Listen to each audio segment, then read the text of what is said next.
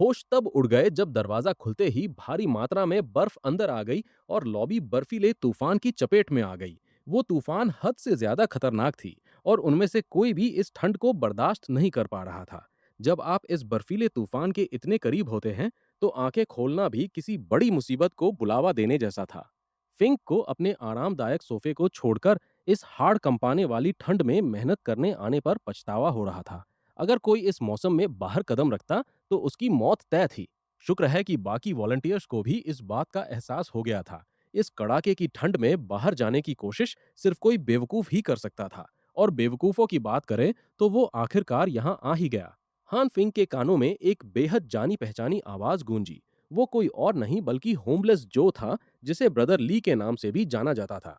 वो ऐसे मुश्किल वक्त में सबको बुजदिलों की तरह बर्ताव करने के लिए कोस रहा था।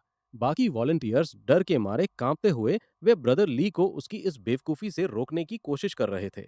इस खतरनाक बर्फीले तूफान में किसी को भी बाहर नहीं जाना चाहिए था, लेकिन ब्रदर ली तो अलग ही मिट्टी का बना था। सबसे पहले उसने अपनी सुलगती हुई सिगरेट का एक आखिरी कश लिया। किसी सिरफिरे की तरह बाहर जाने के लिए तैयार होकर ब्रदर ली बर्फ को चीरते हुए आगे बढ़ गया और अपने हाथों से सबको अंदर ही रोक दी। ये बेवकूफ किसी एनीमे कैरेक्टर की तरह चिल्लाते हुए सचमुच बर्फ पर घूंसे बरसाने लगा, जिससे बर्फ चारों तरफ बिखरने लगी। वो काफी देर तक ऐसा ही करता रहा, यहाँ तक कि उसने इंसान के कद जितनी ऊंची बर्फ के ढेर के बीच में होमलेस जो के साइज का एक गड्ढा खोद डाला। लेकिन फिर अचानक वहां सन्नाटा छा गया। कुछ पलों बाद बाकी वॉलंटियर्स को बर्फ के उस ढेर के नीचे से मदद के लिए गिड़गिड़ाने की दबी कुचली आवाजें सुनाई देने लगीं। आखिरकार दूसरों को होमलेस जो को बर्फ से बाहर खींचना पड़ा। ठंड और भारी बर्फ के नीचे दबे होने की वजह से उसका चेहरा नीला पड़ चुका था। वॉलंटियर्स ने आखिरकार मान लिया कि बाहर जाना नामुमकिन है और उन्होंने गेट बंद कर दिया। हैन फंग भागकर ब्रदर ली के पास गया, ये देखने के लिए कि वो बेवकूफ गैंगस्टर ठीक तो है ना। उसने सबसे पहले सबको कार पार्क में चलने को कहा ताकि वो हाजिरी लेने वाले इंचार्ज को ढूंढ सके। बर्फबारी रुकने के बाद वो आगे का फैसला कर सकते थे, क्योंकि इस भयानक बर्फीले तूफान ने पूरी दुनिया में तबाही मचा रखी थी और अब हालात ऐसे नहीं थे कि इसे इंसानी ताकत से सुलझाया जा सके। बिल्डिंग की कार पार्किंग में माहौल थोड़ा बेहतर लग रहा था, क्योंकि वो अंडरग्राउंड थी। हमेशा की तरह खुद को लीडर समझने वाला जियांग फ्लैट मालिकों से घिरा हुआ था। लॉबी से रिपोर्ट मिलने के बाद वो इस बात पर सहमत हुआ कि बर्फ हटाने का काम अभी रोक देना चाहिए। साथ ही अब से बेसमेंट कार पार्किंग को ही डोनेशन देने और सामान इकट्ठा करने की जगह तय किया गया। हान फेंग चुपचाप पीछे खड़ा रहा। ग्रुप चैट वाले जैंग सरनेम वाले उस बंदे से उसकी ये पहली मुलाकात थी। यानी यही वो बंदा था जिसने आगे चलकर उस धोखेबाज कमेटी को बनाने की शुरुआत की थी। अपनी मीठी मीठी बातों और शरीफ दिखने वाले बर्ताव से मिस्टर जैंग बड़ी ही विनम्रता के साथ एकता और मदद का दिखावा करके सबको अपने इशारों पर नचाने वाला था। जैंग ने इतने सारे मकान मालिकों की तरफ से मिल रहे भारी डोनेशन की तारीफ की। उसने कहा कि ये डोनेशन उन लोगों की मदद करेगा जो मुश्किल में हैं, और इसके लिए वो सबका शुक्रगुजार है। वहां का कार पार्किंग का माहौल काफी पॉजिटिव लग रहा था। लोग अपने इस निस्वार्थ काम से बेहद खुश थे। जिंदा रहने के एक ही मकसद के लिए साथ काम करते हुए उन्हें एकता का एक झूठा एहसास हो रहा था। हालांकि हनफिंग को कुछ ऐसा पता था जो वे नहीं जानते थे। उन्हें बस इस कयामत के लंबे समय तक चलने का इंतजार करना था। जल्द ही उन्हें अपने रिसोर्सेस दान करने का पछतावा होने वाला था। ब्रदर ली, जो थोड़ी देर पहले किए अपने कारनामे की वजह से अब भी कांप रहा था, उसने पहले ऊपर जाने का फैसला किया और हनफिंग को अलविदा कहा। नजर दौड़ाते हुए हनफिंग का ध्यान किसी बेहद आकर्षक चेहरे पर गया। वो और कोई नहीं बल्कि वही भोली भाली नर्स थी जिससे वो पैर टूटने पर हॉस्पिटल में मिला था। वो एक प्यारी सी विंटर वंसी पहने हुए अजीब तरीके से बक्सों का ढेर उठाए हुए थी। कमिटी के आसपास जमा लोगों की भीड़ के बीच से रास्ता बनाने में उसे साफ तौर पर काफी मशक्कत करनी पड़ रही थी। अपनी घबराहट की वजह से वो आखिरकार वहां खड़े कुछ लड़कों से टकरा गई। सीधे जमीन पर गिर ही जाती अगर हन फेंग ने ऐन वक्त पर आकर उसे एक बार फिर ना बचा लिया होता। उसे बक्सों के साथ अपनी बाहों में थामते हुए उसने शर्माती हुई नर्स से पूछा कि क्या वो ठीक है। जब उसने आखिरकार अपनी आंखें खोलीं तो उसने बचाने के लिए शुक्रिया अदा किया और फिर हॉस्पिटल वाले हान फिंग को पहचान लिया। तभी उसे याद आया कि उसका पैर तो बुरी तरह जख्मी था। इस हालत में उसे किसी गिरती हुई लड़की को गोद में नहीं संभालना चाहिए था। ये एहसास होने पर कि उसने बिना सोचे समझे कदम उठा लिया है, हान फिंग इस स्थिति से बाहर निकलने का रास्ता सोचने लगा। वो हकलाते हुए बोलने लगा कि बचपन से ही उसके ठीक होने की रफ्तार बहुत तेज रही है। उसकी घबराहट और हरकतों को देखकर कोई भी उसकी बात पर यकीन नहीं करता। लेकिन वो नर्स इतनी नासमझ थी कि उसकी बातों और हरकतों से झूठ पकड़ ही नहीं पाई। उसे तो बस उसके ठीक होने की रफ्तार कमाल की लगी। फेंग ने उसके बक्से उठाने में मदद की पेशकश की। पहले तो उसने ये कहकर मना कर दिया कि ये बहुत भारी हैं, लेकिन हमारे हीरो के अड़ जाने पर वो मान गई। थोड़ी नानुकुर के बाद उसने आखिरकार बक्से उसे सौंप दिए। जैसे ही उसने दोनों हाथों से सामान पकड़ा, वो हैरान रह गया कि वो सच में कितना भारी था। असामान्य रूप से भारी लग रहे थे। उत्सुकता में उसने पूछ ही लिया कि इनमें क्या है। उसने बताया कि ये ज्यादातर मेडिकल सप्लाईज हैं, जिन्हें वो जरूरतमंदों के लिए डोनेट कर रही है। उसने ये भी माना कि ये शायद कुछ ज्यादा ही भारी है और वो खुद इन्हें डोनेशन पॉइंट तक ले जा सकती है। उसकी खूबसूरती और अच्छाई के जादू में खोए हुए, अगर आप हान फेंग को उठाने के लिए थोड़ा और वजन भी दे देते, तो भी वो कभी शिकायत नहीं करता। हालांकि उसने दावा किया कि वो ज्यादातर लड़कों से ज्यादा ताकतवर है। फिर भी वो नर्स उसे बार बार टोक रही थी कि वो खुद पर ज्यादा जोर न डाले। जब उससे पूछा गया कि क्या वो बचपन से ही इतनी ताकतवर थी, तो वो थोड़ा संभलकर जवाब देने लगी कि इस सब के पीछे एक वजह थी। इन रहस्यमयी बातों ने हान फेंग के मन में उत्सुकता जगा दी। वो ये कहानी सुनाने में असहज लग रही थी और उसने इस बात को छेड़ने के लिए माफी मांगी। बात बस इतनी थी कि हाल ही में उसके साथ कुछ ऐसा हुआ था जिसे वो खुद भी ठीक से समझ नहीं पा रही थी। वैसे भी वो दोनों काफी देर से बातें करते हुए चल रहे थे और उसे अब तक उसका नाम भी नहीं पता था। बदले में हन फेंग ने भी शालीनता से अपना नाम बताया। उस प्यारी सी नर्स ने भी अपना नाम बताया, जिन सुए। उसकी प्यारी सी मुस्कान को देखकर लग रहा था कि उसे ये अचानक हुई मुलाकात बेहद पसंद आई है। वो तो उसकी उस मुस्कान को देखकर पूरी तरह अवाक रह गया था। बात आगे बढ़ ही जाती, लेकिन तभी नर्स जिन ने पूछ लिया कि वो क्या करता है, और उसने सच सच बता दिया कि वो बेरोजगार है। इसे कहते हैं जीत के इतने करीब आकर बाजी हार जाना, मेरे भाई। लेकिन मैनहुआ लॉजिक की बदौलत तभी वहां से एक उतावला आदमी गुजरा, जिससे टकराकर नर्स जिन का बैलेंस बिगड़ गया। संभालने की कोशिश में वो आखिरकार हान फेंग के ऊपर ही जा गिरी। खुद को संभालने के लिए वो सिर्फ उसी का सहारा ले सकती थी। इससे अचानक उसके सॉफ्ट ब्रेस्ट्स हान फेंग के हाथ से टच हो गए। जीरो रिज होने के बावजूद हान फेंग बस वहीं खड़ा रहा और इस पल का मजा लेने लगा। नर्स जिन तुरंत पीछे हट गई और माफी मांगने लगी, जबकि हान फेंग ने ये कहने की कोशिश की कि कोई बात नहीं, एक परफेक्ट पहली मुलाकात साबित होती अगर वहां लाई हियोना किसी बिना सोए ज़ॉम्बी की तरह मुंह उठाए हन फेंग के पास न आ धमकती। भूख और ठंड का असर उसके चेहरे पर साफ दिख रहा था। किसी परजीवी की तरह अपनी आदत के मुताबिक उस डायन ने तुरंत हन फेंग पर धावा बोल दिया। वो जानबूझकर अपना सीना उसके हाथ से रगड़ने लगी। उसे धीरे से पकड़ते हुए उसने पूछा कि वो गुलाबी बालों वाली लड़की कौन थी और क्या वो उसकी दोस्त थी। नर्स जिन को तुरंत अजीब लगा और उसने हन फेंग के हाथों से डिब्बे वाला सामान ले लिया। वो बस अपने डोनेशन की एंट्री करवाना चाहती थी और दो दोस्तों की बातचीत के बीच में नहीं आना चाहती थी। फेंग ने ह्यूना से पूछा कि वो यहाँ नीचे क्या कर रही है, जबकि उसकी आंखें अफसोस के साथ नर्स जिन को डोनेशन पॉइंट की तरफ जाते हुए देख रही थीं। उस डायन ने बताया कि वो कुछ सामान लेने आई थी और ये भी कहा कि हान फेंग की कोई खबर ना मिलने की वजह से वो उसके लिए काफी परेशान थी। उसने अपना सिर खुजलाते हुए कहा कि वो बस उसे मैसेज करने ही वाला था। इस पर उसने उसे झूठा कहा, क्योंकि वो अभी अभी दूसरी लड़की के साथ मजे से बातें कर रहा था। फिर उसने पूछताछ शुरू कर दी कि क्या उसके घर पर कुछ एक्स्ट्रा खाना बचा है। उसने दावा किया कि उसका खाना लगभग खत्म हो चुका है और वो सोच रही थी कि क्या वो हैन फेंग के खाने में से कुछ हिस्सा ले सकती है। लेकिन वो गुस्सा होने या ऐसा कुछ करने के बजाय उसने बस एक शातिर मुस्कान दी। अपने सिंप होने का नाटक करते हुए हैन फेंग ने दावा किया कि उसके पास भी ज्यादा खाना नहीं बचा है, लेकिन वो थोड़ा बहुत शेयर कर सकता है। पर वो खाना सिर्फ उन्हीं के साथ शेयर करेगा जो उसके मैसेज का जवाब देते हैं। आगे बढ़ते हुए उसने उस डायन को कमर से पकड़ लिया और पूछा कि क्या वो कुछ दिनों के लिए उसके घर चलने को तैयार है। अपने इस तथाकथित सिंप के इतने कॉन्फिडेंट रूप को देखकर वो डायन एक पल के लिए सक पका गई। उसे पीछे धकेला और मुस्कुराने लगी। लाई हियोना ने जोर देकर कहा कि अगर हान फिंग को बात करनी ही है तो वो ऑनलाइन भी कर सकते हैं। इसे एक साफ इनकार समझते हुए हान फिंग वापस अपने घर की तरफ मुड़ गया। लेकिन हालात इतने खराब थे कि उस डायन ने उसे ज्यादा दूर जाने से पहले ही पकड़ लिया और रुकने को कहा। उसने दावा किया कि वो हाल ही में काफी बदल गया है।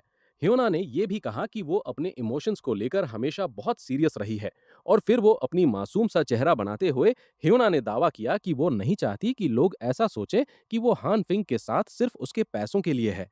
इसलिए किसी गंभीर रिश्ते में आने के लिए उसे थोड़ा और वक्त चाहिए होगा। हान फिंग चेहरे पर लाली लिए उसकी इस नौटंकी को देखता रहा। शुक्र है कि उसने तुरंत खुद पर काबू पा लिया। अगर वो पहले उसके हाथों एक बार मरा ना होता तो शायद उसकी बातों पर यकीन कर लेता। लेकिन इस वक्त वो बस उसका ये बदसूरत नकाब उतारना चाहता था। बात ये थी कि उसे अभी तक उस आदमी का पता नहीं चला था जो इस डायन के पीछे था। अब इस बारे में सोचते हुए वो भला उस आदमी को ढूंढे क्यों जाए, जब वो अपनी पिछली जिंदगी की तरह ही शांत रहकर इंतजार कर सकता है, जब तक कि ह्यूना खुद उस आदमी को उसके पास न ले आए। इस बार वो पहले से ज्यादा तैयार रहेगा। माना कि उनके पास स्टील का बैट है, लेकिन हन फुंग के पास तो स्नाइपर राइफल है। ये सोचते हुए उसने बात को ज्यादा न बढ़ाते हुए मजाक में कह दिया कि वो तो बस उसे चिढ़ा रहा था। अब उस डायन को थोड़ी शर्मिंदगी महसूस हो रही थी कि उसने एक मामूली मजाक के लिए अपनी एक्टिंग का इतना बड़ा ड्रामा कर दिया। फिर भी हन फुंग ने भरोसा दिलाया कि वो उसके मैसेज का इंतजार करेगा ताकि अगले दिन उसे कुछ खाना पहुंचा सके। इसी के साथ उन्होंने आखिरकार एक दूसरे को अलविदा कहा। उसने तो यहाँ तक कह दिया कि अगर कोई भी बात हो तो वो उसे याद कर सकती है।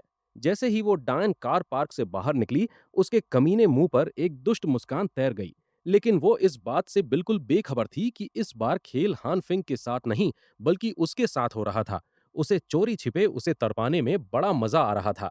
2 दिन बीत गए और हान फिंग ने उस डायन से कोई संपर्क नहीं किया। इस वजह से कि तभी ह्यूना वादे के मुताबिक राशन न मिलने पर गुस्से से भरे मैसेजेस से उसका फोन भरने लगती है। हान फिंग आराम से गर्मा गर्म स्टेक और कोल्ड ड्रिंक का मजा लेते हुए उन गुस्से वाले मैसेजेस को इकट्ठा होने दे रहा था। कितना अच्छा होता अगर कि अपनी पिछली जिंदगी में जान लेने वाली डायन को तड़पाते हुए अच्छा खाना खाने का मजा ही कुछ और है। आखिरकार बेहद स्वादिष्ट मीट बनाने का तरीका ढूंढना एक गेम चेंजर साबित हुआ। बाहर की कड़ाके की ठंड में अंदर ऐसा गर्मा गर्म खाना खाने का मजा ही अलग था। जहां बाहर हर कोई ठंड से बेहाल था, वहीं ये बंदा अपने बाथरोब में पसीने बहा रहा था। भाई सच में अल्टीमेट चैड है। इन पिछले कुछ दिनों में सिर्फ आराम ही नहीं किया था, उसने कई सारे एक्सपेरिमेंट किए जिससे वो दो जरूरी बातें कंफर्म कर पाया। पहली ये कि उसके मीट को बिना किसी सीमा के बढ़ाया नहीं जा सकता। दूसरी ये कि सोयाबीन की तरह ही मीट को भी बिना किसी लिमिट के दोबारा उगाया जा सकता है। उसके एक्सपेरिमेंट से पहले ही कई किलो मीट तैयार हो चुका था। हर एक जैसे ही बीन्स का पूरा पौधा उग जाता, वो आधे का इस्तेमाल और बीन्स उगाने के लिए करता और बाकी आधा खा लेता। वो इसी नियम को मीट पर भी आसानी से लागू कर सकता था। उस लाल और हरी रोशनी के नीचे आधा स्टेक और मुट्ठी भर सोयाबीन मिलकर एक पूरा स्टेक तैयार कर सकते थे। प्रोसेस को बार बार दोहराकर अनलिमिटेड स्टेक हासिल किया जा सकता था। इस थ्योरी को परखने के लिए कई टेस्ट करने के बाद उसने ये नतीजा निकाला कि अब उसे भविष्य में अच्छे खाने की कोई चिंता नहीं होगी। उधर कुछ टीवी चैनल अभी भी इस भयानक बर्फीले तूफान के 19वें दिन की रिपोर्टिंग करने के लिए अपने रिपोर्टर्स को भेज रहे थे। अब 2 अगस्त हो चुकी थी और भूमध्य रेखा के पास स्थित मालदीव के खूबसूरत द्वीपों का तापमान भी -42 डिग्री तक पहुंच चुका था। पूरा द्वीप बर्फ की चादर से ढक चुका था। यहाँ तक कि समुद्र भी इतनी तेजी से जम रहा था जिसे साफ देखा जा सकता था। ये सब सचमुच यकीन से परे था। एक्सपर्ट्स के मुताबिक बर्फ की परत 55 सेंटीमीटर गहरी हो चुकी थी। भूमध्य रेखा के पास के दूसरे गर्म देशों में भी ऐसा ही नजारा देखने को मिल रहा था। अपने बड़े से टीवी स्क्रीन पर ये सब देखते हुए हनफेंग इस न्यूज कवरेज पर हंस पड़ा। असल में बाहर के हालात मीडिया में दिखाए जा रहे दृश्यों से कहीं ज्यादा बदतर थे। वो आराम से अपनी रेड वाइन की चुस्कियां ले ही रहा था कि तभी बाहर से आई एक तेज आवाज ने उसे अंदर तक हिलाकर रख दिया। हनफेंग ने हड़बड़ी में खिड़की के पास जाकर पर्दे हटाए। उसने दूर एक बिल्डिंग को आग की लपटों में घिरा देखा। पिछले कुछ दिनों में ये 7वां धमाका था। खुद हनफेंग को भी इसकी वजह नहीं पता थी। लेकिन एक बात तो तय थी कि ये कोई अच्छा संकेत नहीं था। शहर के ऊपर से उड़ने वाले मिलिट्री हेलीकॉप्टरों की संख्या भी अचानक बढ़ गई थी। जब उसे ही कुछ समझ नहीं आ रहा था तो बाकी बचे लोगों का क्या हाल होगा। बाहर के इन हालातों ने लोगों के बीच दहशत पैदा कर दी थी। सभी लोग सामान और खाने पीने की चीजों के बदले सौदा करने के लिए बेसमेंट कार पार्क में डेरा डाले हुए थे। इंसानी लालच की कोई सीमा नहीं होती, इसलिए कई लोग दूसरों की मजबूरी का फायदा उठा रहे थे, जिससे वहां काफी झगड़े और बहस हो रही थी। इस सबके बीच में मिस्टर जियान था, जो अभी भी एक भरोसेमंद लीडर का नाटक कर रहा था और जरूरतमंदों को मुफ्त में जरूरी सामान बांट रहा था। आज का दिन थोड़ा अलग था क्योंकि हैन फेंग ने बाकी बचे लोगों के साथ बेसमेंट कार पार्किंग में जाने का फैसला किया। उसे अपने घर से बाहर निकले अभी कुछ ही मिनट हुए थे और ठंड ने अपना असर दिखाना शुरू कर दिया था। बार जब वो अपने घर के आरामदेह माहौल से बाहर कदम रखता, उसे अपने फैसले पर पछतावा होता। उसके नीचे आने की असली वजह कुछ काम की जानकारी इकट्ठा करना था। अगर ये बात न होती तो वो इन लोगों को दोबारा कभी अपनी शक्ल तक नहीं दिखाता। उसे दोबारा जीने का मौका मिलता। उसे याद था कि इस इलाके में एक बड़ा विद्रोह हुआ था। अगर उसकी याददाश्त सही थी तो उसका कनेक्शन इसी बेसमेंट के लोगों से होना चाहिए था। फिलहाल ये लोग सीधे सीधे लूटने के बजाय मुफ्त में सामान बांटने के अपने वादे पर टिके हुए थे। असल में क्या चल रहा है ये जानने के लिए हैन फेंग ने इस अफरा तफरी वाली भीड़ पर नजर रखने का फैसला किया। वहां लगी लंबी लाइनों को देखकर लग रहा था कि राशन की कमी झेलने वाले परिवारों की संख्या काफी ज्यादा थी। लाइन में सबसे आगे खड़ा एक आदमी शिकायत कर रहा था कि जब उसने सामान के कई बड़े बक्से डोनेट किए थे तो उसे इतना कम राशन क्यों मिल रहा है, जबकि मिस्टर जांग का कहना था कि सबको बराबर हिस्सा दिया जा रहा है। हाथ में सिर्फ एक कैन और एक सॉसेज लेकर वो आदमी अपना डोनेट किया हुआ सामान वापस मांगने लगा। लेकिन कमेटी ऐसा नहीं कर सकती थी। इस तबाही के बहस चल ही रही थी कि मिस्टर जांग ने उस आदमी से बड़ी तस्वीर देखने की गुजारिश की और वादा किया कि हालात ठीक होने पर वो उसे कई गुना कैश लौटा देगा। लेकिन इस अनिश्चित कल के लिए पैसों का वादा आज के समय में किसी काम का नहीं था। लाइन में खड़े दूसरे लोग भी उस रोते हुए आदमी के खिलाफ बोलने लगे। उन्होंने उसे लताड़ते हुए कहा कि वो अपनी बेशर्मी बंद करे और आगे बढ़े। इसमें ज्यादा वक्त नहीं, उस बेशर्म आदमी के खिलाफ भीड़ इकट्ठा होने में ज्यादा वक्त नहीं लगा, जो सिर्फ अपने परिवार के लिए थोड़ा और सामान चाहता था। वे लोग पूरी तरह से उस अंतरिम कमेटी के बहकावे में आ चुके थे। फेंग अच्छी तरह जानता था कि इस मौजूदा स्थिति में मैनेजमेंट के लोग अपना सामान वापस देने वाले नहीं थे। लेकिन संकट की शुरुआत में ज्यादा रिसोर्सेज दान करने वालों के सामने खुद को महान दिखाना भी उतना ही बेशर्मी भरा काम था। बेशर्मी की बात करें तो वो महान हस्ती आखिरकार एक बार फिर बेसमेंट में दिखाई दी। वो कोई और नहीं बल्कि होमलेस जो, मेरा मतलब है ब्रदर ली था। वो कुछ दिन पहले की तुलना में काफी बदतर दिख रहा था। वो बेहद कमजोर, बीमार और दुबला लग रहा था। काफी समय बाद इन दोनों भाइयों की मुलाकात हुई थी। ब्रदर ली ने दावा किया कि वो ठीक ठाक ही है, लेकिन ये साफ दिख रहा था कि वो ठीक नहीं है। उसके मुताबिक वो बस घबराहट और कमजोरी की वजह से कांप रहा था, और ठंड तो थी ही। वो ठीक होने से कोसों दूर था। आखिरकार ब्रदर ली ने मान ही लिया कि वो बहुत मुश्किल वक्त से गुजर रहा है। उसके पास बिल्कुल खाना नहीं बचा था और वो अपनी भूख मिटाने के लिए सिर्फ पानी पीकर गुजारा कर रहा था। जब डोनेशन ड्राइव जोरों पर थी तब उसने अपना ज्यादातर सामान कमेटी को दे दिया था।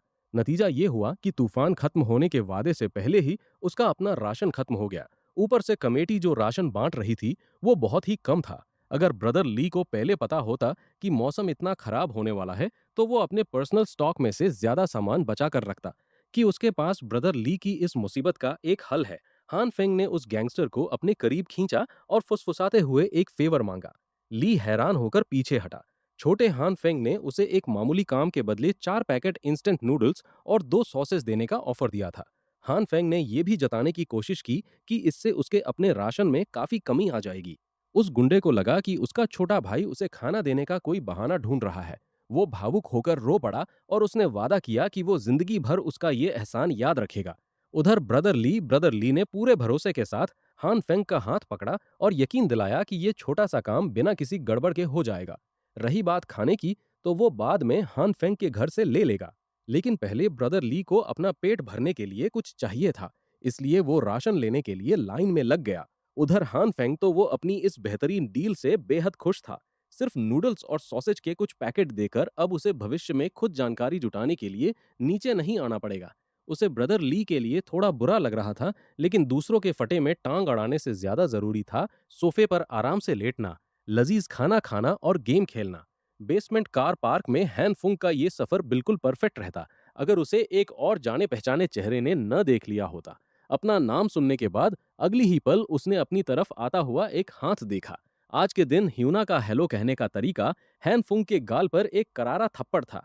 बिना किसी उम्मीद के सुबह सुबह ही खुद पर इस तरह हमला होते देख उसे समझ नहीं आ रहा था कि इस अजीबो गरीब सिचुएशन पर क्या रिएक्ट करे। आंखों में गुस्सा लिए खोइना ने हान फुंग से कहा कि उसने उसे बहुत निराश किया है। वो कंगाल औरत उस पर चिल्लाने लगी क्योंकि वो खाना मांगने वाले उसके मैसेजेस का जवाब नहीं दे रहा था। उसने जानबूझकर अपनी आवाज इतनी ऊंची रखी ताकि पार्किंग में मौजूद हर कोई इसे सुन सके। हान फुंग तो जैसे सुन रह गया। वो बस वहीं खड़ा होकर यह समझने की कोशिश करने लगा कि आखिर चल क्या रहा है। डायन के साथ वो खेल खेल रहा था। उसने सबके सामने उसके मुंह पर थप्पड़ जड़ दिया था। अभी तो उसने पिछले जन का हिसाब भी चुकता नहीं किया था, और अब वो उसके इलाके में आकर बिना किसी वजह के उसे थप्पड़ मार रही थी। ये तो हद ही हो गई थी। उसका गुस्सा 7वें आसमान पर पहुंच रहा था और उसे समझ आ गया कि ली ह्यूना अभी भी उसे वही पुराना कमजोर और सीधा-साधा लड़का समझती है, जिसे डराना आसान है। वो कुछ पल के लिए शांत रहा, क्योंकि वो उसे कोई जवाब न देने के लिए कोस रही थी। उसने उसे बहरा और गूंगा तक कह दिया और अपने सवालों के जवाब मांगने लगी। उसने एक गहरी सांस ली और ठंड की वजह से उसके मुंह से भाप निकलने लगी। उसने एक और नाटक शुरू किया और ह्यूना से बड़ी मासूमियत से माफी मांगने लगा। उसने बहाना बनाया कि उसका सारा राशन चोरी हो गया है। उसने चाबी लेने के लिए उसने वो खाना कुछ सेकंड के लिए अपने दरवाजे के बाहर रखा था, जिसे वो डिलीवर करने वाला था। लेकिन जब वो वापस आया, तो सप्लाई के वो डिब्बे गायब हो चुके थे। हान फेंग ने दावा किया कि उसने चोर को ढूंढने की कोशिश की, पर उसे कोई सुराग नहीं मिला। इस वक्त वो किसी नशेड़ी की तरह दिख रही थी, जो अपनी अगली डोज के लिए तड़प रहा हो। और उसने उससे पूछा कि क्या उसके पास अभी भी कुछ रिसोर्सेज बचे हुए हैं। जवाब दिया कि उसके पास ज्यादा कुछ नहीं है, बस इतना ही है कि अगर वो दिन में एक बार खाए तो कुछ दिन चल जाए, कि उसके पास अभी भी कुछ खाना बचा है। यूना का वो पागल सा चेहरा शर्माती हुई मुस्कान से खिल उठा। वो फिर से अपनी शरीफ लड़की वाली एक्टिंग पर उतर आई थी, और उसका ये बदलाव वाकई कमाल का था। जब उसने हान फिंग से अपना आधा खाना बांटने को कहा और ये सुझाव दिया कि वो दोनों इस तबाही से बचने के लिए 2 दिन में सिर्फ एक बार खाएं, तो वो सच में पागल लग रही थी। हान फिंग इस औरत की बेशर्मी बर्दाश्त नहीं कर पा रहा था। बिना पलक झपकाए ऐसी स्वार्थी बातें कहना वाकई खौफनाक था। खैर, उसकी नजरों में ये आदमी अभी भी सिर्फ एक जरिया था, जिसे जरूरत पड़ने पर इस्तेमाल किया जा सके। उसे इसी वहम में रहने देने के लिए हान फिंग मुस्कुराया और प्यार से उसकी इस योजना पर राजी हो गया। उसने ऐसा नाटक किया जैसे वो अपने वादे का पक्का हो और किसी लड़की के लिए अपना राशन आधा आधा बांटने को तैयार हो। उसने तो अभी ही खाना देने की मांग कर दी, लेकिन उसने ये कहकर डिलीवरी रात के लिए टाल दी कि उसे कुछ पैकिंग करनी है। उसने मजाक में कहा कि वो आज रात उसके मैसेज का इंतजार करेगी। पहले घर लौटते हुए ह्यूना ने उसे अपना ख्याल रखने को कहा, ताकि उसे बाहर फैला हुआ फ्लू ना हो जाए। तभी हान फिंग ने भी उसे विदा किया, जबकि उसके दिमाग में पहले से ही एक खतरनाक प्लान पक रहा था। शाम के ठीक 8 बजते ही ली ह्यूना खाने के लिए पहले से ही हान फिंग के पीछे पड़ी हुई थी। वो इतनी बेताब हो गई कि रात के करीब 9:30 बजे उसके कमरे के पास वाली लॉबी में ही पहुंच गई। वो अकेले ठंड में ठिठुरती हुई बेहद लाचार हालत में वहां खड़ी थी।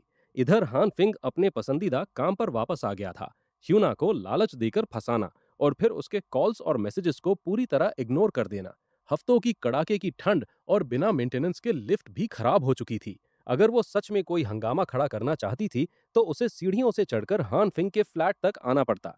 कोई और रास्ता न देखकर ह्यूना ने अपने घमंड को साइड में रखा और उस डरावनी सीढ़ियों से जाने का फैसला किया। आधी चढ़ाई चढ़ते चढ़ते ही वो बुरी तरह थक गई थी और ठंड के मारे उसकी कंपी छूट रही थी। ये किसी नरक से कम नहीं था। अगर बात राशन की न होती, तो वो ये सब कभी नहीं करती। थकान बढ़ती ही जा रही थी, क्योंकि वो पिछले कुछ दिनों से भूखी थी। सीढ़ी का हर एक कदम उसकी बची कुची ताकत निचोड़ रहा था।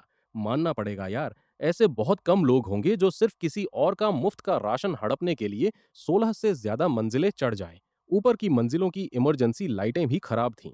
इसने उसकी इस चढ़ाई को और भी अंधेरा और डरावना बना रहा था। किसी अजीब सी आवाज को सुनकर ली हयोना ने घबराते हुए पूछा कि वहां कौन है। उसके इस सवाल का जवाब देने के लिए ऊपर की मंजिल से सीधे एक काला प्लास्टिक बैग नीचे आया, जो सीधा उसके खूबसूरत सिर पर गिरने वाला था। हैरान और अपनी जगह से हिलने में असमर्थ, हयोना बस वहीं खड़े रहकर उस काले बैग के खुद से टकराने का इंतजार करने पर मजबूर थी। जैसे ही वो बैग एक जोरदार धमाके के साथ नीचे गिरा, इमरजेंसी लाइट्स वापस जल उठीं और पूरी सीढ़ियों पर सफेद धूल छा गई। हमेशा हंसती मुस्कुराती रहने वाली हयोना के सिर और पूरे शरीर पर आटा बिखर चुका था। उसके सामने हैन फंग खड़ा था। उसने बहाना बनाया कि वो सो गया था, और जैसे ही उसने उसके मैसेजेस देखे, वो तुरंत राशन लेकर नीचे भागा। लाइट बंद होने की वजह से गलती से उसके हाथ से आटे का थैला छूट गया, जिससे ये सब हो गया। अपने बालों और कोट से मैदा और प्लास्टिक साफ करते हुए ह्यूना को बेहद घिन महसूस हो रही थी, और उसके चेहरे के पीछे छिपी उसकी असली बदसूरत पर्सनैलिटी साफ झलक रही थी। फंग को ये नज़ारा देखकर बड़ा मजा आ रहा था। उसने खास तौर पर उसके लिए ये शरारत भरा प्लान तैयार किया था, और ये अभी खत्म नहीं हुआ था। उसने एक और प्लास्टिक बैग, और उसने उस डायन से कहा कि उसने उसके लिए अपने बचे हुए सारे रिसोर्सेज पैक कर दिए हैं। ध्यान से देखने पर उसे पता चला कि ज्यादातर खाना और सब्जियां पहले ही सड़ चुकी थीं। वो खाने लायक चीजों से ज्यादा कचरा लग रहा था। बनते हुए हैन फेंग ने अपना सिर खुजलाया और कहा कि उसने इन बची कुची चीजों को सहेज कर रखने के लिए बहुत मेहनत की है। उसमें सड़ा हुआ मांस भी मिला हुआ था। फिर वो बड़ी चालाकी से नाराज होने का नाटक करने लगा और प्लास्टिक बैग वापस छीनते हुए बोला कि अगर उसे ये पसंद नहीं है तो वो इसे वापस दे दे। एक और दिन भूखे रहने के डर से उस डायन ने झपट कर बैग वापस ले लिया और कहा कि उसे ये चाहिए। हैन फेंग ने उसे सिर से पैर तक ध्यान से देखा। वो खुद पर ही हंस पड़ा। उसके सामने उसके सामने वो सो कॉल्ड देवी खड़ी थी जिसके पीछे वो कभी पागलों की तरह भागता था। लेकिन इस वक्त वो सर्दियों की रात में बाहर फंसी किसी बेघर नशेड़ी जैसी दिख रही थी। वो कचरे के बैग को खंगाल रही थी और उस सड़े हुए ढेर में कुछ खाने लायक ढूंढने की कोशिश कर रही थी। यहाँ तक कि उसने लालच में हैन फैंग के हाथ से बचा हुआ आटे का थैला भी छीन लिया। ह्यूना आधा थैला आटा पाकर ही खुशियां मना रही थी।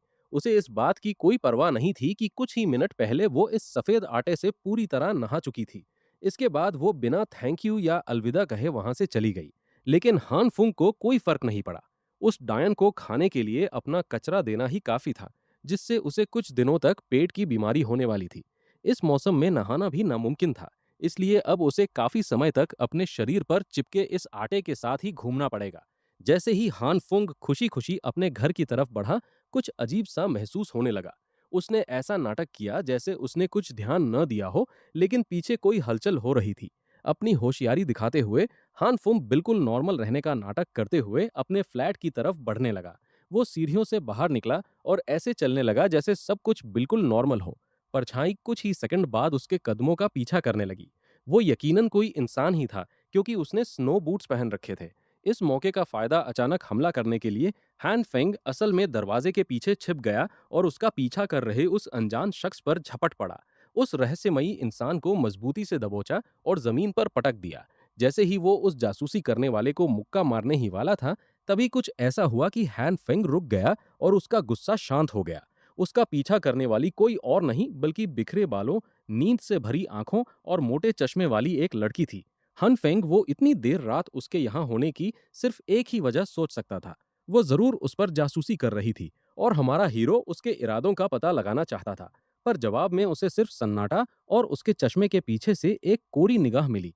वो लड़की साफ तौर पर ज्यादा बातूनी नहीं थी। उसने एक शब्द भी नहीं कहा और उसके इस बर्ताव से हैरान होकर हन फेंग ने उसे मुंह खुलवाने के लिए थोड़ा कड़ा रुख अपनाने का फैसला किया। उसने धमकी दी कि अगर उसने बात नहीं की तो वो इस कड़ाके की ठंड में उसका कोट उतार देगा। इससे भी उसका मुंह नहीं खुला। हन फेंग उससे माथापच्ची करके थक गया और उसने इस बार उसे जाने देने का फैसला किया। लेकिन अगली बार अगर उसने जासूसी की तो वो ऐसी नरमी की उम्मीद बिल्कुल ना रखे। अब उसे ये खामोशी का खेल बंद करके ठंड लगने से पहले अपने घर भागना चाहिए था। जैसे ही हमारा हीरो वहां से जाने लगा, तभी उसे महसूस हुआ कि किसी ने उसकी आस्तीन पकड़ ली है। ये खामोश लड़की उसे इतनी आसानी से जाने देने वाली नहीं थी। हालांकि हन फेंग को समझ नहीं आ रहा था कि वो उससे क्या चाहती है, पर वो बस उसे घूरती रही और चुप रही। हन फेंग ने उसे घूरना बंद करने को कहा और धमकी भी दी कि अगर उसने अपनी बात नहीं बताई तो वो चला जाएगा। लेकिन इसके बजाय कोई जवाब देने के उसने हाथ से किसी तरफ इशारा किया और हमारे हीरो को अपने साथ खींचने लगी। हन फेंग जैसे सुस्त दिमाग वाले को भी समझ आ गया कि उसे कुछ दिखाया जा रहा है। वो दोनों पहुंचे उसके कमरे में। अंदर का माहौल हैरान करने की हद तक गर्म और चमकदार था। हमारा हीरो तो बस देखता ही रह गया। आसपास देखने पर उसे राशन के डिब्बों के ढेर दिखाई दिए। बेशक उनमें से कुछ खाली थे और कमरा कचरे से भरा था। लेकिन तबाही शुरू होने के हफ्तों बाद भी इस लड़की के पास इतना सारा सामान होना वाकई हैरान करने वाला था। क्या उसने भी पहले से तैयारी कर रखी थी? हन फेंग ने सीधे उससे पूछा कि क्या उसे पहले से पता था कि ये बर्फीली तबाही आने वाली है। और हैरानी की बात यह थी कि आखिरकार वो बोल पड़ी। हालांकि उसने कुछ अजीब बातें कहीं, लेकिन पता चला कि उसने खुद सारी कैलकुलेशन की थी और उसका नतीजा एक आने वाले आइस एज की भविष्यवाणी कर रहा था। वही अजीब इंसान निकली जो तबाही आने से पहले कम्युनिटी चैट में हिमयुग के आने की चेतावनियां पोस्ट कर रही थी। हन फेंग को बेशक समझ नहीं आ रहा था कि वो क्या कह रही है। उसके जैसे मंद बुद्धि के लिए यह समझना मुश्किल था कि बिना किसी टाइम ट्रैवलर या रीबॉर्न हुए भी सिर्फ रिसर्च और कैलकुलेशन से कोई भविष्य जान सकता है। लेकिन हैन फेंग जानता था कि वो उसे यहाँ अपनी रिसर्च पर चर्चा करने के लिए तो नहीं लाई होगी। और वो सही था। उसने साफ तौर पर असली वजह दिखा दी थी। उस लड़की के पास उसके कमरे में बहुत सारी स्क्रीन्स थीं जिन पर सीसीटीवी फुटेज चल रही थी। उन सब में हमारा हीरो ही दिखाई दे रहा था। पहली फुटेज में वो लिफ्ट में डिब्बे ले जाते हुए नाक में उंगली डाल रहा था। दूसरी में एक डिलीवरी वाला उसके कमरे में दर्जनों गैस कैन ला रहा था। तीसरी में ब्रदर ली उसके लिए गन केस ला रहा था और इसी तरह की कई चीजें थीं। इससे पता चलता है कि इस लड़की से मिलने पर हैन फेंग का पहला अंदाजा बिल्कुल सही था। वो वाकई उस पर नजर रख रही थी और वो भी काफी लंबे समय से। वो अब पहले से कहीं ज्यादा रिलैक्स महसूस कर रही थी और उसने हमारे हीरो के सामने ही अपने कपड़े बदलने में कोई हिचक नहीं दिखाई। उसका कमरा इतना गर्म था कि वहां सर्दियों के भारी कपड़े पहनने की जरूरत ही नहीं थी। फिर भी हैन फेंग से गड़बड़ हो गई और उसने गलत समझते हुए पूछ लिया कि उसने अचानक यहाँ कपड़े उतारने का फैसला क्यों किया। उसने बस इतना जवाब दिया कि यहाँ बहुत गर्मी है, लेकिन बेशक उसका मतलब कुछ और ही था। वो उसके सामने ऐसा क्यों कर रही थी? उसने मांग की कि वो तुरंत रुक जाए और अपनी पैंट वापस पहन ले। कुछ देर बाद न चाहते हुए भी उसे खुद अपना कोट उतारना पड़ा। इस लड़की के पास बहुत ही खतरनाक जानकारियां थीं और जब तक वो इस मामले को सुलझा नहीं लेता, वो वहां से जा नहीं सकता था। तो जो कुछ उसने समझा, उसका निचोड़ निकालते हुए हैन फेंग को एहसास हुआ कि बर्फबारी शुरू होने से पहले ही जब उसने राशन जमा करना शुरू किया था, तभी से उसके इस बर्ताव पर शक करके वो उस पर नजर रख रही थी। खुशकिस्मती से ये निगरानी हमारे हीरो को ब्लैकमेल करने के लिए नहीं थी, बल्कि ये जानने के लिए थी कि क्या हैन फेंग इतना समझदार और काबिल है कि उसके साथ हाथ मिलाया जा सके। अब बस ये समझना बाकी था कि उसके हाथ मिलाने का मतलब क्या था। बात करना उसके लिए थोड़ा मुश्किल था, इसलिए उस लड़की ने दिखाने का फैसला किया और इस दौरान जाहिर है हमारा हीरो हर बात का अपना ही मतलब निकाल रहा था। हैन फेंग सोच भी नहीं सकता था कि वो ऐसे इशारे करके क्या करने जा रही है। बेशक उसने बेड के पीछे से एक जनरेटर निकाला, न कि वो सब जो आप सोच रहे थे। वो बस वो चाहती थी कि हैन फेंग उसे जनरेटर चलाना सिखाए। वो कंप्यूटर और किताबों के मामले में तो उस्ताद थी, लेकिन सर्वाइवल के लिए जरूरी रोजमर्रा के हुनर की उसमें भारी कमी थी। थोड़ी देर में जनरेटर चालू हो गया और ठीक से काम करने लगा। हम इस बात को नजरअंदाज कर देते हैं कि कमरे के अंदर जनरेटर चलाना एक बहुत ही बुरा आइडिया है। मान लेते हैं कि ये जनरेटर हाइड्रोजन से चलता था और काफी शांत था। हैन फेंग को उम्मीद थी कि अब उसकी फरमाइशें खत्म हो जाएंगी, लेकिन ऐसा नहीं हुआ। उसकी नीली आंखें एक बार फिर मदद मांग रही थीं, बार हॉट वाटर बॉयलर के लिए। हमारे हीरो ने उसने फटाफट सब सेट कर दिया और अब जनरेटर की पावर की वजह से उसे चौबीसों घंटे गर्म पानी मिल सकता था। फिर भी हैन फेंग ने उसे पानी बचाने और नल बंद रखने की सलाह दी। इसके बाद उसने फ्रिज के लिए मदद मांगी। वहां सब कुछ बेहद बिखरा पड़ा था और हमारे हीरो को उसे सिखाना पड़ा कि कच्चे मांस को फ्रीजर में रखना चाहिए, न कि फ्रिज में, वरना वो जल्दी खराब हो जाएगा। साथ ही उसे सब कुछ साफ सुथरा रखना होगा, वरना वो जल्द ही बीमार पड़ जाएगी। और वो ये सब उसके लिए नहीं करने वाला था, उसे ये खुद ही करना था। हान फेंग को समझ नहीं आ रहा था कि वो ऐसी बुनियादी बातें जाने बिना अब तक जिंदा कैसे रही। उसे चूल्हे में गैस कैन बदलना और कनेक्ट करना तक सिखाना पड़ा। उसे सेफ्टी रूल्स याद रखने थे और उसके हर एक्शन को ध्यान से दोहराना था। इसके बाद चीजें और भी मुश्किल होती गईं। हान फेंग को उसे आग पर खाना बनाना और सेकना भी सिखाना पड़ा। जब हमारा हीरो पूरी तरह थक चुका था, तब एक स्वादिष्ट डिनर तैयार हुआ और उसने उसे सलाह दी कि और उसे गर्मा गर्म खाना खाने को कहा। वो खुद समझ नहीं पा रहा था कि उसकी जिंदगी में ये दिन भी आना था। उसे पूरा दिन एक बड़ी बच्ची की आया बनकर बिताना पड़ रहा था। उसकी इस नई दोस्त में खुद का ख्याल रखने की रत्ती भर भी अकल नहीं थी, लेकिन उसे इस बात की कोई शर्म नहीं थी। आखिर डिनर था ही इतना लाजवाब। हान फेंग समझ गया कि इस मामले में बहस करना बेकार है, इसलिए उसने अजीब ढंग से बात संभालते हुए कह दिया कि वो तो बस मजाक कर रहा था। दिन भर की थकान से चूर था और अपने गर्म बिस्तर के अलावा किसी और चीज के बारे में सोच भी नहीं सकता था। पता चला कि सिर्फ वही अकेला नहीं था जो दिन भर थका हुआ था। जब उसने लड़की की तरफ देखा, तो वो पहले ही सो चुकी थी और खाने की मेज ही उसके लिए बिस्तर का काम कर रही थी। हान फेंग ने पहली बार किसी को खाते खाते सोते हुए देखा था। फिर भी उसने उसे उठाकर बिस्तर पर लिटाने का फैसला किया। आखिर कौन सोच सकता था कि उसे अपना पूरा दिन एक बच्ची को सिखाने में बिताना पड़ेगा। रात के वक्त बर्फबारी और तेज हो गई और तापमान और भी नीचे गिर गया। हैन फेंग अभी सोकर उठा ही था कि उसके दरवाजे पर कोई आ धमका। वो वही लड़की थी। वो उसकी मदद के लिए शुक्रिया कहने कुछ तोहफे लेकर आई थी। उसकी इस दरियाजली को देखकर हमारा हीरो भी हैरान रह गया, क्योंकि वो बहुत सारा सामान लाई थी। लेकिन हैन फेंग के डिब्बे अंदर रखने के बाद भी वो दरवाजे पर ही खड़ी रही और जाने का नाम नहीं ले रही थी। उसके चेहरे के हाव भाव देखकर वो समझ गया कि वो फिर कोई मदद मांगना चाहती है। वो अपने साथ एक जनरेटर लाई थी और उसने उसे एक बार फिर सिखाने को कहा। ऐसा लगा कि कल का सिखाया हुआ वो सब भूल चुकी थी, इसलिए हनफेंग को सब कुछ शुरू से शुरू करना पड़ा। कुछ दिनों तक उस लड़की से बात करने के बाद उसे समझ आया कि सर्वाइवल के मामले में वो बिल्कुल बुद्धू थी। उसमें कॉमन सेंस की भारी कमी थी और उसे ये भी समझ नहीं था कि क्या सही है और क्या गलत। लेकिन उसने हार नहीं मानी और वो हर रोज हनफेंग को सर्वाइवल और रोजमर्रा के काम सीखने के लिए अपने कमरे में खींच ले जाती। कुछ देर बाद आखिरकार वो कुछ ऐसा पकाने में कामयाब रही जिसे खाया जा सके और जो खाने जैसा दिखे। हानफेंग के लिए उसका इतना पका लेना भी एक बहुत बड़ा सुधार था। पहले तो शायद कुत्ते भी इसे सूंघ कर छोड़ देते, लेकिन इस बर्फीली कयामत में तो इंसान भी ऐसे खाने के लिए लाइन लगा लें। समय बाद हानफेंग ने आखिरकार उस लड़की का नाम पूछने का फैसला किया।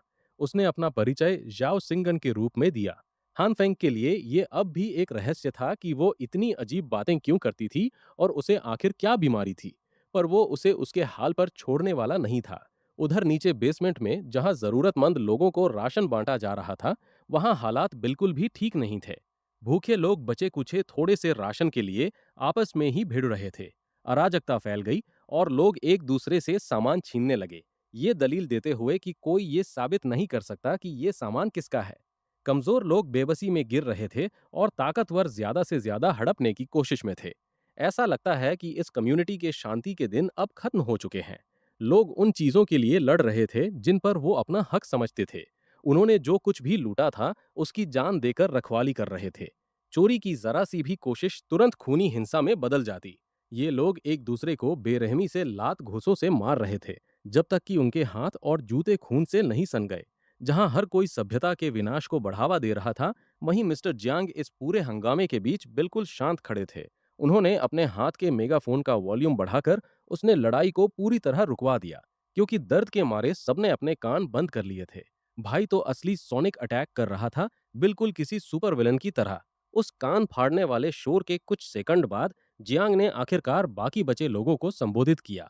उसने उनसे पूछा कि क्या उनका लड़ना झगड़ना खत्म हो गया हो तो वो बात करे। बुरी तरह पिटे हुए एक आदमी को उठाया और समझाया कि सिर्फ इन थोड़े से बचे हुए संसाधनों के लिए वो अपनी जान जोखिम में डाल रहे हैं। क्या ये बेवकूफी की हद नहीं थी? लेकिन भीड़ लोग अब भी गुस्से में थे।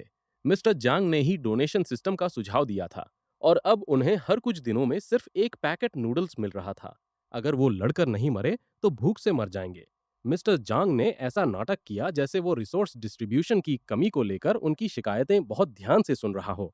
फिर वो अपने लोगों की तरफ मुड़ा और कड़ा रुख अपनाते हुए बोला, अगर वो ऐसी फालतू बातों पर लड़ रहे थे तो शायद वो भूख से मरना ही डिजर्व करते थे।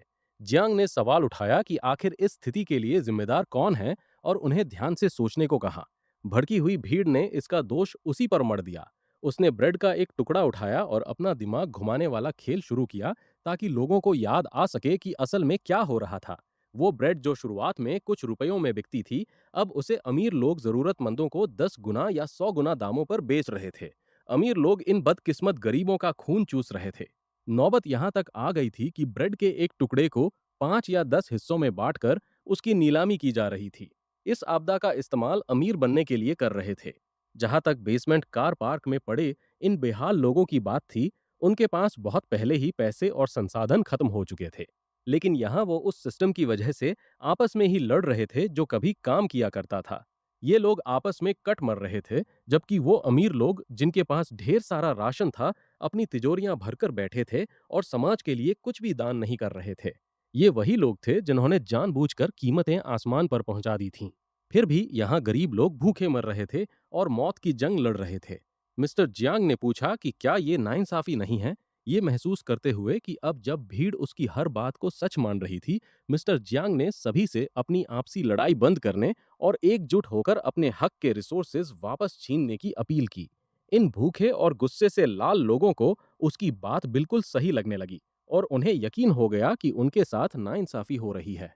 आखिर अमीर ही सारे मजे क्यों उड़ाएं, जबकि बाकी लोगों को भूख और मौत से बचने के लिए इतना तड़पना पड़ रहा है। लोगों के दिमाग में नफरत का बीज बोने के बाद जियांग तमाशा देखने लगा, क्योंकि अब पासा पूरी तरह पलट चुका था।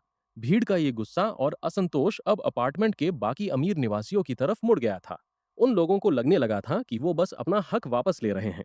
हिंसा, अराजकता और बेबसी को भड़कते हुए देखकर मिस्टर जियांग मन ही मन मुस्कुराया। इस बढ़ते बढ़ते हुए हंगामे के बीच होमलेस जो यानी ब्रदर ली दिखाई देता है।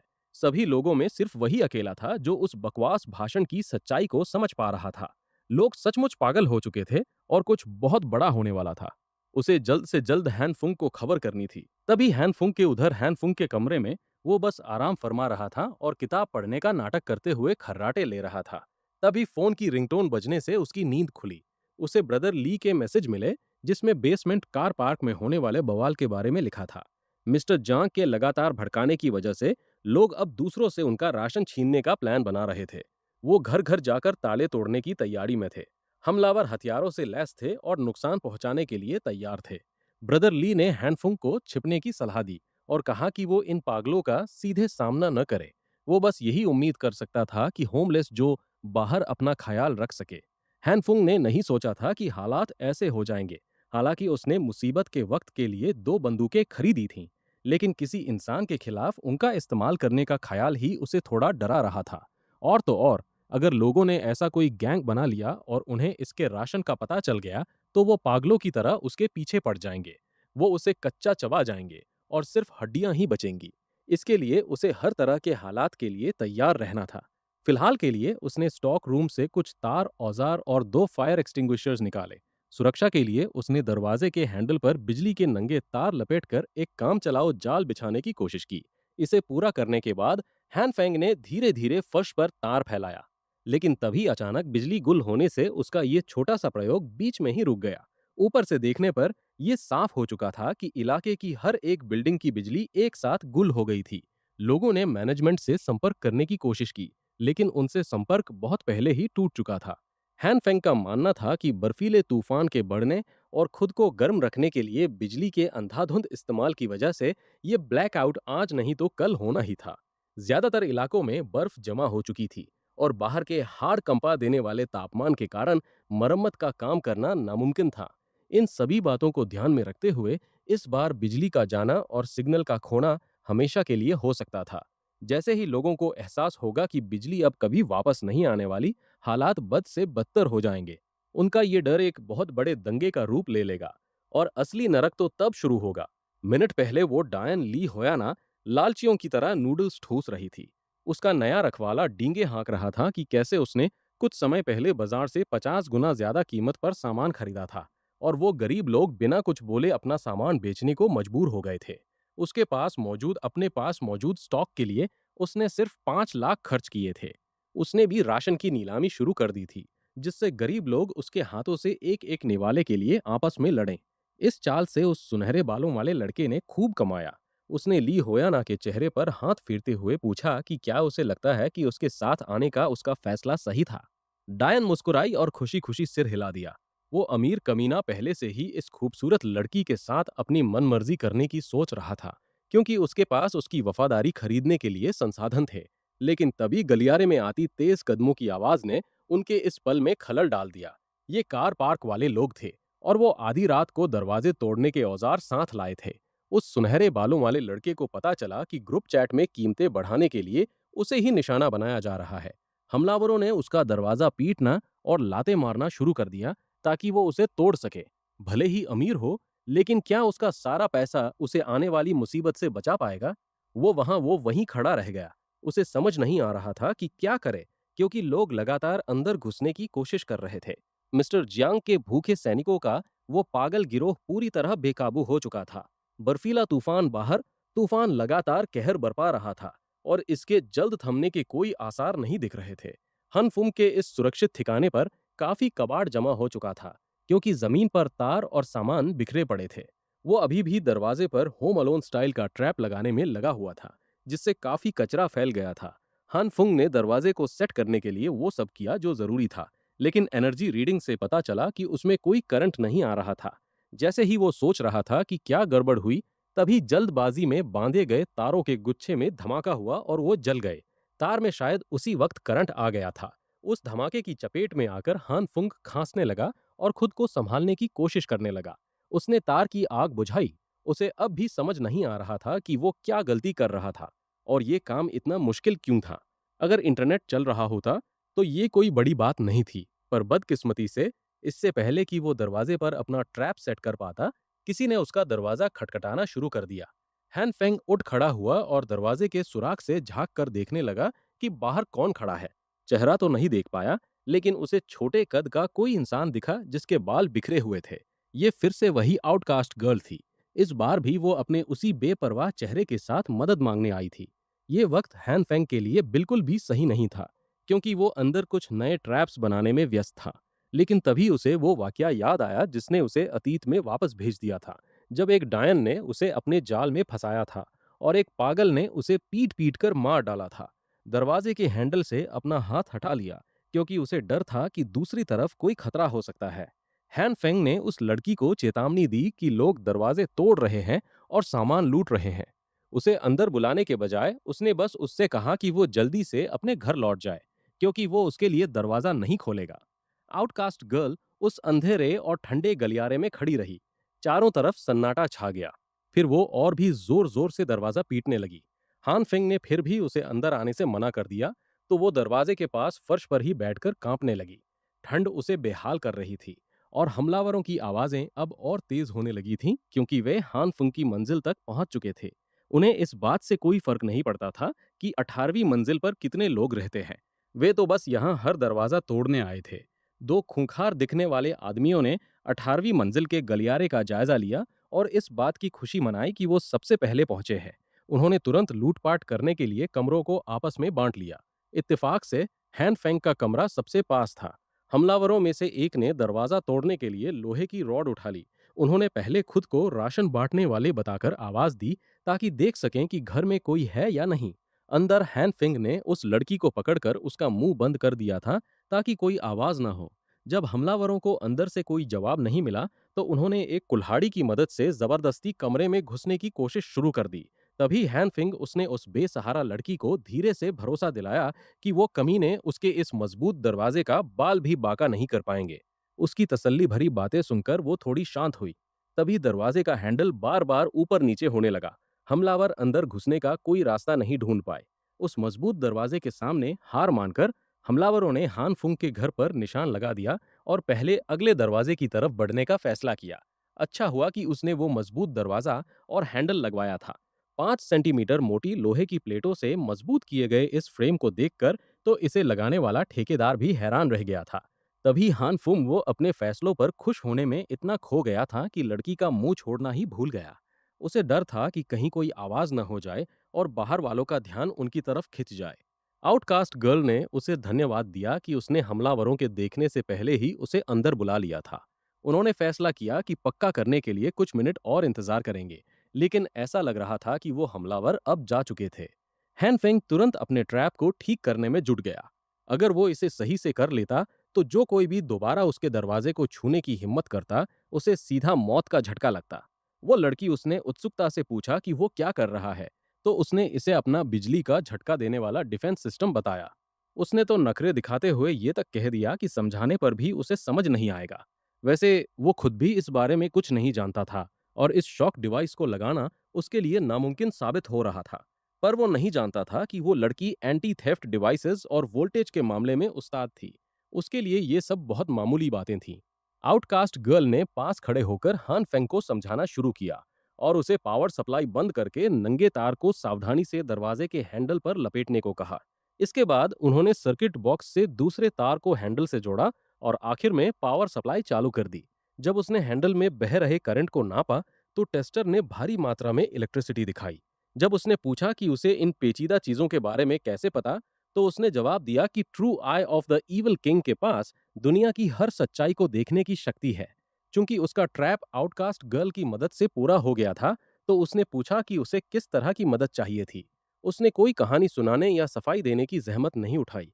उसने बस हैन फेंग को अनदेखा करते हुए अपने बैकपैक का सारा सामान सोफे पर खाली कर दिया। तभी उस लड़की ने बड़े रौब से ऐलान किया कि ईविल किंग की असली आंख अब से इसी जगह पर रहेगी। हान फेंग को यह समझने में 1 सेकंड लगा कि उसने क्या सुना। वो इस लड़की को अपने पर्सनल स्पेस में रखने के सख्त खिलाफ था, इसलिए उसने उसे तुरंत अपने घर वापस जाने को कहा। किंग इस बात से इतना घबरा गया कि फर्श पर फैले तारों से उसका पैर उलझ गया और वो आगे की तरफ गिर पड़ा। कुछ सेकंड लड़खड़ाने के बाद वो सीधे जमीन पर गिरते ही वहां सब कुछ बिखर गया। उसके हाथों से एक अजीब सी ऊर्जा वाली चमकीला बैंगनी रंग की रोशनी निकल रही थी। पैर फिसलकर जमीन पर गिरने से काफी चोट लगनी चाहिए थी, लेकिन ऐसा कुछ नहीं हुआ। तभी उसका ध्यान उस जगह गया जहां वो गिरा था। उसकी कॉफी टेबल, जो 1 सेकंड पहले तक बिल्कुल ठोस थी, अब किसी गीली मिट्टी की तरह लचीली हो चुकी थी। क्या ऐसा हो सकता है कि उसने अनजाने में ही उस कॉफी टेबल को इतना मुलायम बना दिया हो? आखिरकार उसका ध्यान अपने हाथों पर चमकती उस बैंगनी रोशनी पर गया और उसने तुरंत समझ लिया कि टेबल के मुलायम होने का कारण यही रोशनी थी। यहाँ तक कि पास रखी टूल बॉक्स और औजार भी उस रोशनी के छूते ही टेढ़े मेढ़े हो गए थे। उसने एक हथौड़ा उठाया तो उसका लोहे का सिरा खुद ब खुद मुड़ गया। हान फिंग ने जैसे ही हथौड़े को हवा में घुमाया, उसका आकार बिगड़ने लगा। सीधे शब्दों में कहे तो वो बैंगनी रोशनी किसी भी चीज को मुलायम बना सकती थी। गर्ल ने इस अजीबोगरीब घटना को अपनी आंखों से देखा और एक शब्द भी नहीं बोला। वो इतनी शांत थी कि वो भूल ही गया कि कमरे में कोई और भी है और अपनी इस नई ताकत को समझने में पूरी तरह खो गया। वो बेसहारा लड़की बस उसी खाली निगाहों से उसे देखती रही। उसका चेहरा खिल उठा और उसने उसे true I of the evil king द्वारा चुना गया एक दूत घोषित कर दिया। अब इसका जो भी मतलब हो, हान फिंग ने अपनी असली ताकत बताने के बजाय नाटक करने का फैसला किया और खुद को इविल किंग का चुना हुआ सेवक मान लिया। इस लड़की की सोच काफी अजीब लग रही थी, इसलिए उसका ये बहाना चल सकता था। साथ ही दूत होने के नाते उसने प्रस्ताव रखा कि उन्हें एक दूसरे की मदद करनी चाहिए, जिसका सीधा सा मतलब था कि हान फिंग का अपार्टमेंट जहां वो रहता था, अब दोनों का साझा ठिकाना होगा। इससे पहले कि वो उसे दोबारा साफ मना कर पाता, आउटकास्ट गर्ल पहले ही एक कमरे की तरफ ऐसे बढ़ चुकी थी जैसे वो उसी का हो। उसने अभी तक इस बात के लिए हाँ भी नहीं कहा था और वो लड़की पहले से ही सोचने लगी थी कि वो इविल किंग के लिए एक गुप्त ठिकाना बना रहे हैं। खैर, ये कोई बहुत बड़ी समस्या नहीं थी, इसलिए उसने उसे उसके हाल पर छोड़ दिया। जो बात सबसे जरूरी थी वो ये पता लगाना था कि आखिर वो बैंगनी रोशनी थी क्या। सरसरी नजर में तो ऐसा लग रहा था कि इसमें चीजों को मुलायम बनाने की ताकत है, जिसका मतलब था कि उसके पास सिर्फ दो तरह की रोशनी नहीं थी। शायद ऐसी कई और ताकतें थीं जिन्हें उसने अभी तक खोजा ही नहीं था। इस सब की शुरुआत तब हुई जब वो तारों से टकराकर गिरा और उस मुलायम हो चुकी कॉफी टेबल से टकराते कराते बचा। इसलिए उस ताकत को दोबारा जगाने के लिए उस पल के एहसास को फिर से महसूस करना ही सबसे सही तरीका था। कुछ देर तक उस तस्वीर पर ध्यान लगाने के बाद हान फिंग दोबारा उस जादुई बैंगनी रोशनी को जगाने में कामयाब रहा। अब वो अपनी ताकतों को खुद ब खुद इस्तेमाल करने में माहिर हो रहा था। सबसे पहले उसने इसका इस्तेमाल उन्हीं केबल्स पर किया जिनकी वजह से उसे इस ताकत का पता चला था। इसके बाद उसने दूसरी चीजों पर हाथ आजमाया, जैसे कि रसोई का एक तेज चाकू। उसने बैंगनी रोशनी को चालू किया और उसके धुंधले असर ने देखते ही देखते पूरे ब्लेड को अपनी चपेट में ले लिया। वो ये देखकर हैरान रह गया कि ये मुलायम करने वाला असर लोहे पर भी उतनी ही आसानी से काम कर रहा था। वो इतना मुलायम हो गया कि वो तेज चाकू उसकी त्वचा पर किसी जली की तरह महसूस होने लगा।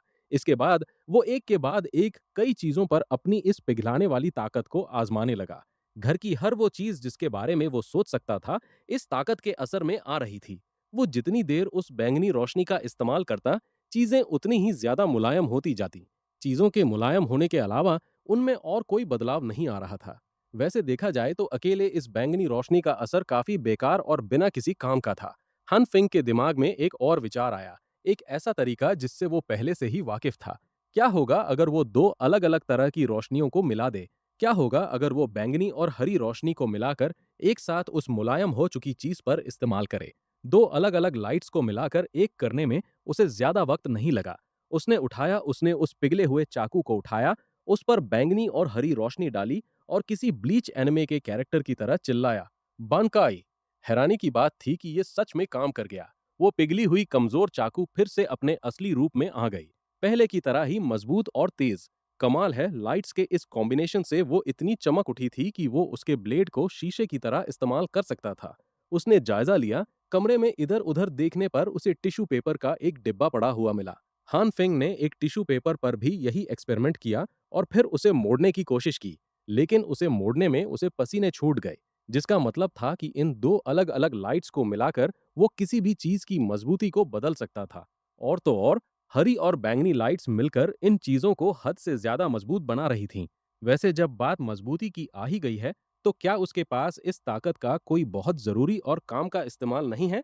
जिन लोगों ने दूसरों के सामान पर डाका डाला था, वो अब स्वार्थी होने लगे थे और चुराया हुआ सामान किसी को भी देने से साफ मना कर रहे थे। सामान खत्म होने के डर से वो सब कुछ अपने पास ही रखना चाहते थे। उन्होंने दलील दी कि वो अपनी मेहनत से लूटा हुआ माल औरतों और बुजुर्गों के साथ नहीं बांटना चाहते, लेकिन उन्हें इस बात को राज ही रखना था क्योंकि अगर ये बात बाहर आई तो उनकी शामत आ जाती। जब ये लुटेरे अपनी इस बेशर्मी की साजिश रच रहे थे, तभी उनमें से एक का ध्यान दीवार पर हो रही एक अजीब हलचल पर गया। उन्हें उन्हें अपनी आंखों पर यकीन नहीं हो रहा था, क्योंकि 18वीं मंजिल की दीवार अजीब तरह से हिलती-डुलती दिखाई दे रही थी। उस दीवार पर टॉर्च की रोशनी तो उस ठोस कंक्रीट की दीवार से एक चेहरा बाहर आता हुआ दिखाई दिया। वो हिल रहा था और दर्द से तड़प रहा था, जैसे दीवार की कैद से आजाद होने की कोशिश कर रहा हो। लूटपाट करते वक्त ये लुटेरे भले ही कितने भी बड़े गुंडे बनते हो, लेकिन यह नजारा बेहद अजीब और रोंगटे खड़े कर देने वाला था। जैसे ही उस चेहरे के साथ साथ उसके हाथ भी बाहर आने लगे, मानो कोई भूतिया साया इंसानी दुनिया में घुसने की कोशिश कर रहा हो, तो उनके होश ही उड़ गए। इसे देखकर कोई भी यही सोचता कि वो असल जिंदगी में किसी भूतिया घटना के गवाह बन रहे हैं। रेडर्स डर के मारे तुरंत नीचे की मंजिल की तरफ भागे, क्योंकि वो डर गए थे कि न जाने 18वीं मंजिल पर उनका क्या हश्र होने वाला है। हैन फिंग के लिए सांस लेना मुश्किल हो रहा था, क्योंकि अपने चेहरे से उस मुलायम दीवार को धकेलना कोई आसान काम नहीं था। इस एक्सपेरिमेंट के चक्कर में दम घुटने से पहले उसे उस गीली मिट्टी जैसे मलबे से बाहर निकलना ही था। अपनी एबिलिटी का टेस्ट करने के लिए अपनी एक दीवार को चुना, ताकि वो उस पर बैंगनी और हरी लाइट्स का इस्तेमाल कर सके।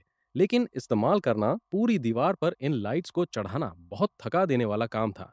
कुछ देर बाद वो भारी मात्रा में लाइट्स को एक साथ लाने और एक दूसरे में पूरी तरह मिल जाएं, बेहद थका देने वाला काम था। लेकिन इसके नतीजे में उसे पहले से भी कहीं ज्यादा मजबूत और ठोस दीवार मिल गई। चलिए, आज के लिए बस इतना ही। अगर वीडियो अच्छी लगी हो तो लाइक कर दीजिए, सब्सक्राइब भी कर दीजिए। नहीं भी लगी हो तो प्लीज कर ही दो भाई के लिए, क्योंकि मेरी नींद तो अब रिफंड होने से रही। इतनी रातों तक एडिट किया है कि डार्क सर्कल्स ने अब आधार कार्ड बनवा लिया है। चलिए चलता हूं, अगली कहानी एडिट करनी है। तब तक खुश रहिए, मुस्कुराते रहिए और टाइम पर सो लिया कीजिए।